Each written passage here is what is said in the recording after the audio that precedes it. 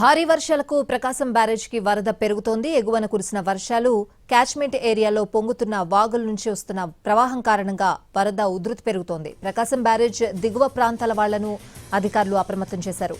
Revenue, police, భద్రత, NDRF, SDRF యంత్రాంగాలను సిద్ధంగా ఉంచారు.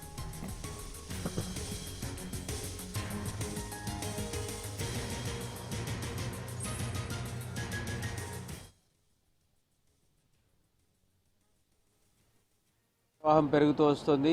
రాత్రి నుంచి కూడా 4 లక్షల క్యూసెక్కులు దాటి ఇప్పటికీ 4,50,000 క్యూసెక్కుల నీటి ప్రవాహం అయితే దిగువకు విడుదల చేస్తున్నటువంటి పరిస్థితి అయితే ఉంది. మనం చూడొచ్చు, మొత్తం 70 గేట్లను పూర్తి స్థాయిలో అంటే కంప్లీట్గా పూర్తిగా ఎత్తి నీటిని దిగువకు విడుదల చేస్తున్నారు అధికారులు. అలాగే బ్యారేజ్ నీటి మట్టం వచ్చి 12 అడుగులు సహజంగా ఉండేటటువంటి నీటి మట్టం 13 అడుగులకు పెరిగినటువంటి పరిస్థితి అయితే ఉంది. ఇంకొక పక్కన బ్యారేజ్ కెపాసిటీ 3.07 టీఎంసీ దాటినటువంటి పరిస్థితి కూడా ఉన్న నేపథ్యంలో నీటి ప్రవాహం అత్యంత వేగంగా ఎక్కువగా వస్తున్న పరిస్థితుల్లో కూడా లోతట్టు ప్రాంత ప్రజల్ని అప్రమత్తంగా ఉండాలని ఇప్పటికే అధికారులు అయితే సూచించినటువంటి పరిస్థితి అయితే ఉంది. ఇంకొక పక్కన పులిచింతల నుంచి కూడా 3 లక్షల క్యూసెక్కులకు 3,90,000 క్యూసెక్కులకు పైగా అంటే దాదాపు 3,96,000 క్యూసెక్కుల వరకు కూడా ఇప్పటి వరకు పులిచింతల నుంచి దిగువకు విడుదల చేస్తున్నటువంటి పరిస్థితి అయితే ఉంది. అయితే పూర్తిగా ఇన్ఫ్లోస్ కూడా పులిచింతల్లో 3,33,564 క్యూసెక్కులు కూడా ఉండడం, ఈ నేపథ్యంలో కూడా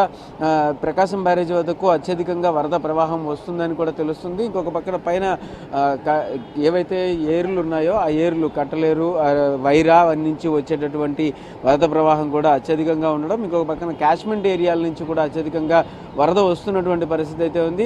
మరొక పక్కన ఎగువ లంక దిగువ లంకలకు ఇప్పటికే కనెక్టివిటీ కట్ అయిపోయిన పరిస్థితుల్లో అటుపక్క నుంచి కూడా పూర్తి స్థాయిలో నీటి ప్రవాహం అయితే ఉండేటటువంటి పరిస్థితి అయితే ఉంటుంది.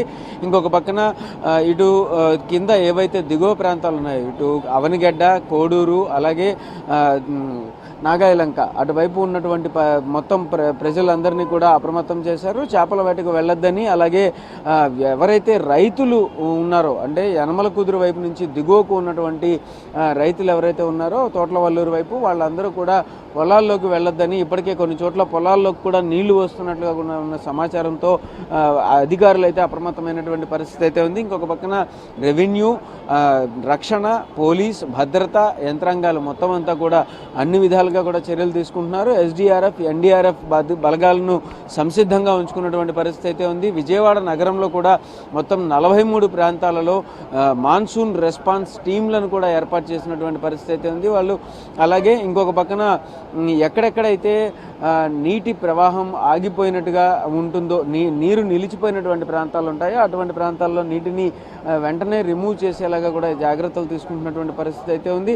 ఇంకొక పక్కన నదీ తీర ప్రాంతంలో ఏవైతే ఘాట్లు ఉన్నాయో ఆ ఘాట్ల వద్దకు కూడా ఎవరిని రావద్దని ఘాట్లు పూర్తిగా ఖాళీ చేయించేసి అక్కడ కూడా భద్రత ఏర్పాట్లు చేసినటువంటి పరిస్థితి అయితే ఉంది. 2 రెవెన్యూ అధికారులు, అలాగే 2 ఇరిగేషన్ అధికారులు, 2 సేఫ్టీ ఎస్డీఆర్ఎఫ్, ఎన్డీఆర్ఎఫ్ టీంని కూడా అక్కడ ఏర్పాటు చేసినటువంటి పరిస్థితి అయితే ఉంది. ఘాట్ల వద్ద కూడా ఎవరిని కూడా ఘాట్లలోకి వెళ్లకుండా కూడా ఆపుతున్నటువంటి పరిస్థితి ఉంది. ఇంకొక పక్కన ప్రకాశం బ్యారేజీ వద్ద నుంచి కూడా ట్రాఫిక్ని ఎప్పటికప్పుడు జాగ్రత్తగా చూసుకుంటూ అధిక సంఖ్యలో వెళ్లకుండా కూడా చూసుకుంటున్నటువంటి పరిస్థితి అయితే ఉంది. ఈరోజు సాయంత్రానికి 7 లక్షల క్యూసెక్కుల వరకు కూడా చేరేటటువంటి పరిస్థితి ఉన్న నేపథ్యంలో కూడా అత్యధికంగా అంటే పైనుంచి వరద ప్రవాహం అయితే ఆగకుండా వస్తున్నటువంటి పరిస్థితి. ఇంకొక పక్కన అటు నాగార్జున సాగర్ నుంచి కూడా అత్యధికంగా నీటిని దిగువకు విడుదల చేస్తున్న నేపథ్యంలో ఇక్కడ ప్రకాశం బ్యారేజీ వద్ద పూర్తి జాగ్రత్తలు తీసుకుంటున్నారు అధికారులు. ఇంకొక పక్కన ప్రకాశం బ్యారేజీ వద్ద ఏదైతే పరిస్థితి ఉందో దాన్ని ఎప్పటికప్పుడు అప్రమత్తంగా చూసుకుంటూ స్టేజ్ల వారీగా రెగ్యులరైజ్ చేసుకుంటూ కూడా నీటిని దిగువకు విడుదల చేస్తున్నటువంటి పరిస్థితి అయితే ప్రస్తుతం పూర్తి స్థాయిలో గేట్లను పైకెత్తి నీటిని దిగువకు విడుదల చేస్తున్నారు. ఇది ప్రస్తుతం ప్రకాశం బ్యారేజీ వద్ద ఉన్నటువంటి పరిస్థితి. కెమెరా పర్సన్ ఈశ్వర్తో రామ్, ఎన్టీవీ, విజయవాడ ప్రకాశం బ్యారేజీ వద్ద నుంచి.